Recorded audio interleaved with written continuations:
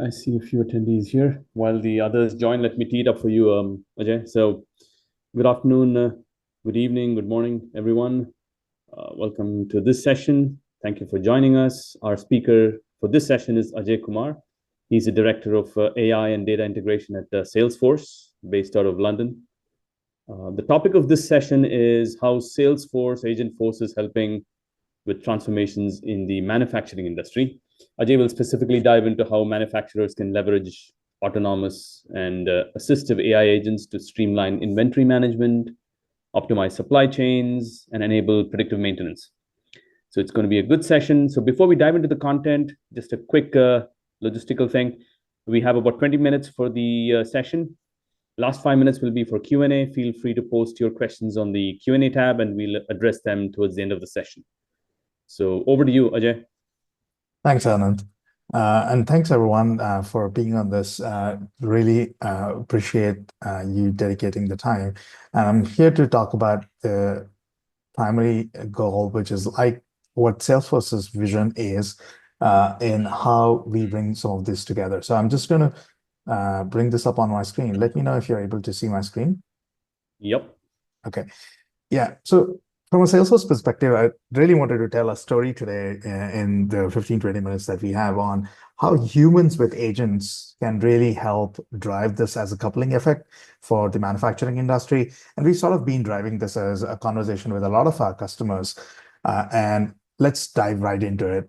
And when we, as Salesforce, go and talk into several manufacturers, we've typically been looking at this on how Salesforce could be solving this. We've always been a CRM vendor of choice in terms of how manufacturers look at us.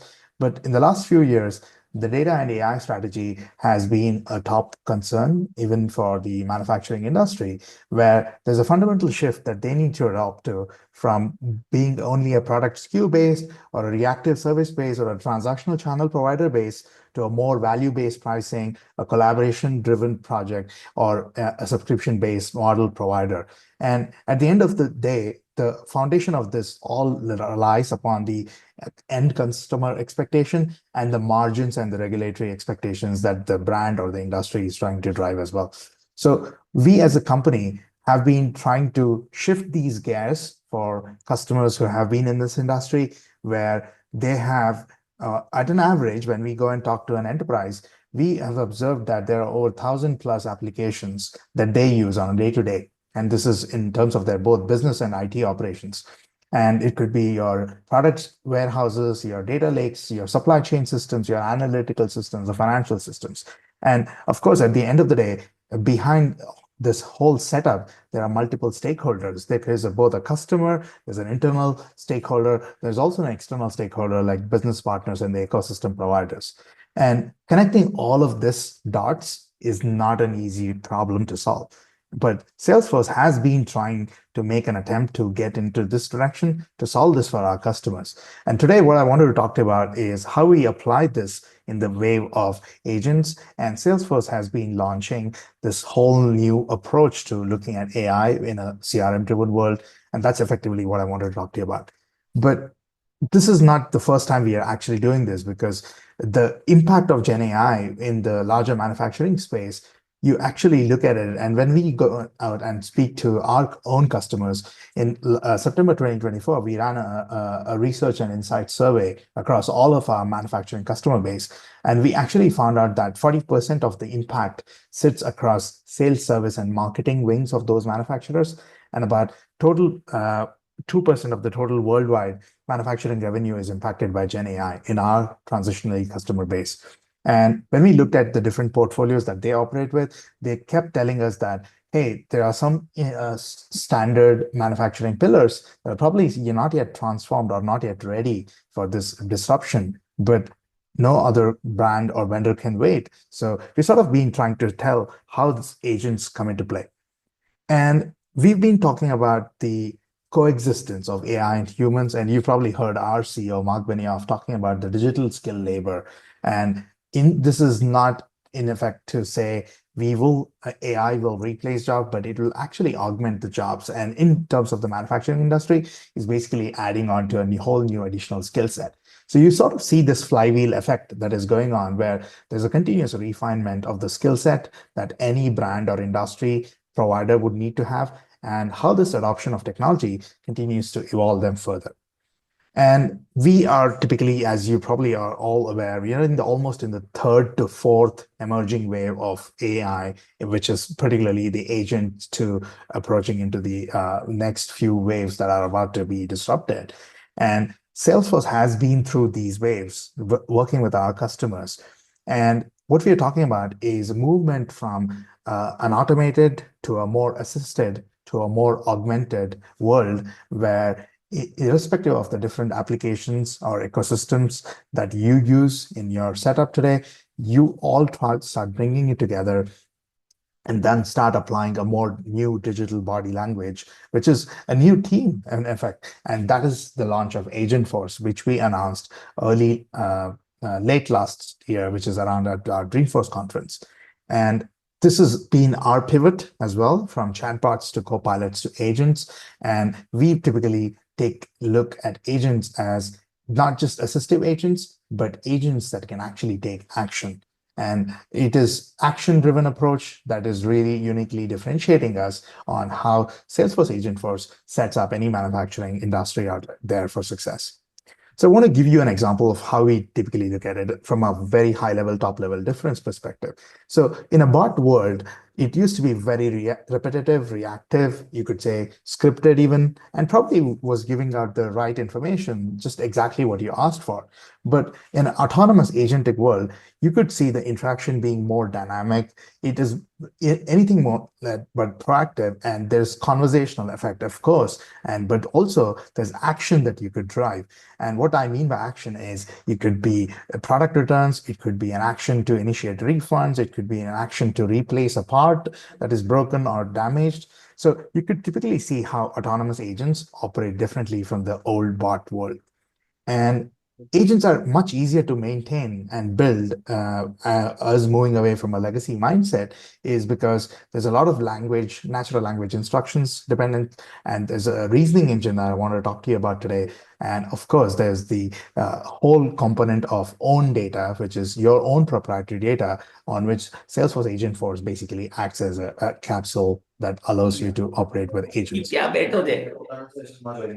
So what exactly is Agentforce, you might ask? Like, this is Salesforce's unique launched product called Agentforce, which is our way of looking at the agentic world. So Salesforce Agentforce is basically a five-pronged pillar, if I will look at it. There's a role that you can define. There's a dedicated knowledge base on which it can act. There's an action that you can actually have it drive, or a goal that you can have it fulfill. And of course, there are strong guardrails. This is very, very important as we go into a more autonomous world for each industry vendor to have their own set of guiding principles. And of course, there are channels using which you could typically interact. It could be the typical audio, video, voice, email, SMS, WhatsApp, or name any other channel as well. So this is typically where applications interact.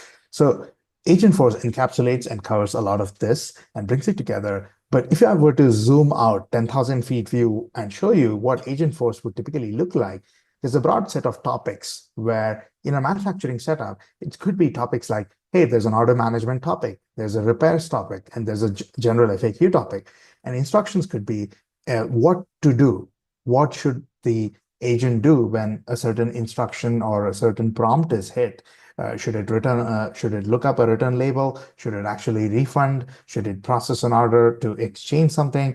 And of course, there's intelligent actions, which is basically implying what the instruction should do as an end result. And typically, these are the building blocks of an agent. And this is how simplified it becomes for a customer. So how does this actually work? So it starts with a conversation where typically it could be a chat-based interaction, or it could be a audio-based interaction. And what Agentforce does is it helps build up what is called as an agent plan. An agent plan is a combination of instruction set and also the right set of topics for which the agent has to act upon. And once the topic and instructions come together, we basically go into the execution mode, where you typically see it not just looks within the Salesforce ecosystem, but it also richly interacts with anything external as well. It could be anything external, like it could be your ERP systems, it could be your data lakes, it could be a billing system, it could be a vendor management system for all, And of course, at the end of the cycle, there is an outcome. So you typically see how a lot of this is governed by the Einstein trust layer that you see at the very bottom. This is typically where the guardrails are applied. And today, all of you know that proprietary data is very important for each industry, each company. So having a guardrail becomes so much more critical in the whole new wave where data residency and data criticality is an important element to consider. So if we look at the bare bones slice of what really happens behind the scene. So of course, Salesforce Agentforce allows you to put in a prompt, which is both text-based as audio-based as well. And we are publicly open to reach access and any model that is supported through the platform, and also allow you to bring any external models as well. So this is allowing us to have a much wider ecosystem approach. And at the end of the day, the model response is then formulated based on the data that is grounded with the data that is tapped within your own ecosystem. So how does Agentforce really work? As an agent, you typically start by defining the roles, the knowledge base that we talked about, and of course, applying the guardrails. The plans are formulated basically based on how the models are interacting with that prompt. And then at the end of the cycle, there's an action that drives all of that workflow back to the channel to communicate it further. So this is the foundation or the building blocks of Salesforce Agentforce. And we definitely would love to share more in terms of how this could be tried. In case you're very curious, at the end of the presentation, I'll leave you with some tidbits on how you can actually go and try out this today by just signing up on one of our learning platforms. So when we look at this through the manufacturing lens, because that's probably an important topic for today, we should definitely look at it from the success that you want to attain at the end of it. And success, as I always tell my customers, is like the tip of the iceberg, because under that is largely a lot of underlying problems that which probably not a lot of us really get into when we are looking at it from an exec standpoint. But the more deeper we get into the more IT landscape and an engineering lens, we actually start seeing that that there's a lot of moving pieces involved. And these are not just about the data systems that I talked about earlier, the 1,000+ data systems, but also about the guardrails and the security, but also the need for specialized engineering and focus to work around custom models. And when you look at a lot of this, Salesforce has simplified this from a manufacturing perspective by launching what is called the Manufacturer 360. And Manufacturer 360 in Salesforce parlance is actually a combination of various tool sets that we provide to our customers when there's a specific requirement. It could be around their sales service marketing, or it could be around their analytics, revenue, order processing. And what you're seeing here is a representation architecture where agents are available in plenty persona that is getting applied to the basic requirements that each manufacturing industry vendor could bring. And all of that is grounded based on the underlying data platform. We call it as Data Cloud. And of course, a lot of that could be customized based on the workflow that each vendor is trying to attain. And when we look at companies, which are typically in this setup, B2C companies have a different set of challenge with how they onboard agents, while manufacturers are struggling with a different level of complexity. And some of those complexity I don't have to repeat, but some of you may have already been through it or living that right now. But this is typically what I hear from my customers. About 41% of their time is lost in doing repetitive tasks. This is largely in the manufacturing setup. And when we go and present and talk to them about this, their primary concern at a CIO level or a CTO level is, how can you get rid of these repetitive tasks for us? And as Salesforce, we've been trying to help prioritize these in largely 3 buckets. And today there are more than 3 buckets, but today I wanted to leverage the top 3 buckets: Agentforce for sales, Agent for service, and Agentforce for marketing. And under each, what we have done, what you're seeing there on the blue boxes, is a different set of use cases that we have really solved from a manufacturer's front-end operations perspective. It could be around sales coach giving reps the relevant amount of information or the data. It could be the key account management. And from a service standpoint, it could be the order status inquiries that keep coming in, or the warranty checks that needs to happen on a repetitive cycle. And from a marketing perspective, we always definitely take into effect the dealer and the distribution marketing insights, because a lot of that data is scattered and doesn't necessarily come from the same source. It could be from multiple sources, it could be outsourced as well. And of course, there's a product inventory and recommendation systems to be considered. So I've not covered the whole spectrum, but you can see how intensive and how wide this whole problem solving approach could look like. And there's a ton of these use cases that we keep sharing with our customers, because not a lot of this are repetitive at times. Some of them are very unique to some of these manufacturing customers, and we'd love to bring back some of these representation back to you. So if you dial this back, where is this all sitting together from a Salesforce's perspective?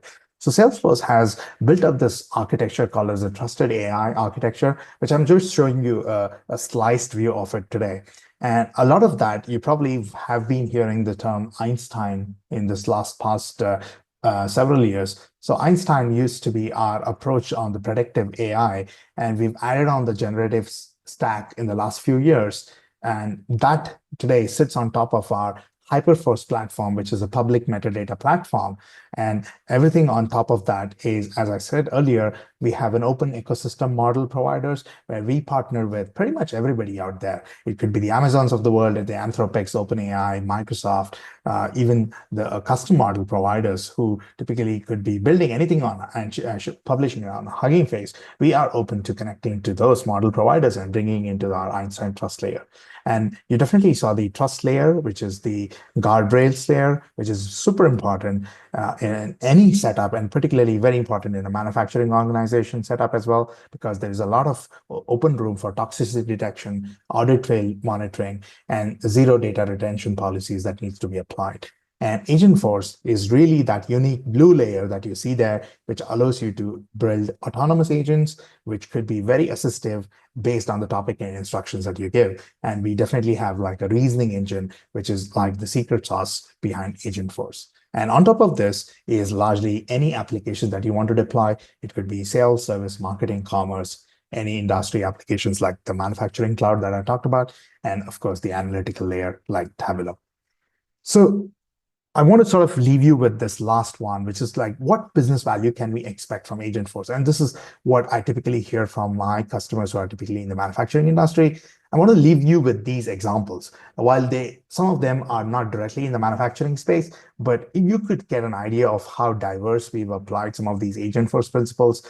Like with Marriott and ADT, we've actually been able to attain over 10 to 24% improvement in case deflection on their service use cases. And for ADP and Gucci, we've been able to attain over 30 to 45% improvement in case deflection. This is particularly when they've deployed customer service agents. And largely for Wiley and OpenTable, there has been 50 to 80% improvement in case deflection in the latest adoption of Agentforce. And the reason why I'm bringing you some of these stats is this time saved in case deflection has been the time given back to the employees. It's been the time to drive productivity. So if it is not about driving productivity, it is for nothing in terms of the adoption. So this is typically the topmost use case.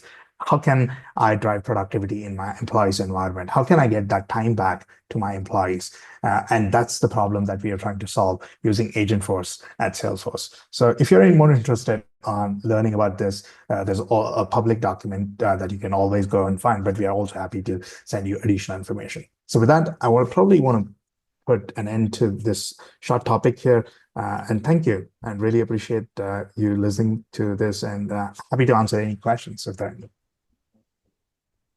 Yeah, Ajay, thank you. One quick question. You said just now, right, that you have a public information if people need on Agentforce. Do you have a link that you can provide in chat for the people who are interested? Yes, absolutely. That way people, they can go ahead, and check if it seems there's quite a bit of interest. There are many participants, and they might be able to get advantage of the link that you'll be sharing. Yeah, absolutely. So this should actually get you started. And there's something we call as the Agent Blazer community, which allows you to sort of do a self-paced learning trail guide, which is like allows you to learn the basics of how to build an agent on Salesforce platform.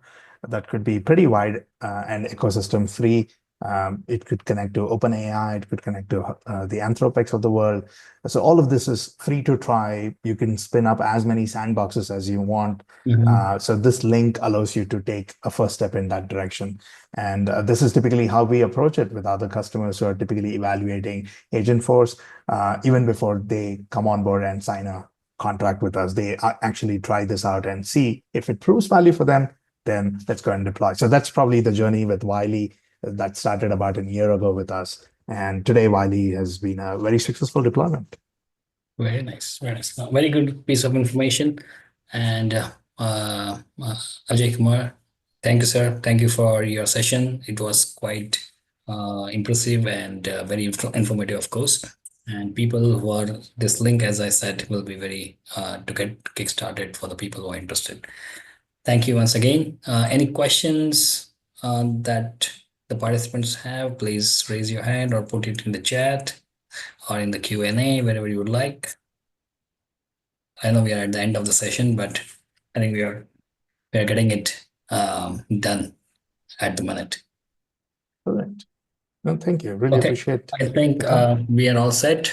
Thank you, Ajay Kumar. As people know, Director Ajay Kumar is the director in Salesforce, and today we would like to thank you on behalf of XLM, Ajay, and on behalf of our participants for your time and all the information that you have provided. Thank you. Welcome. Welcome. Thank you. Thank you, everyone. Have a good one.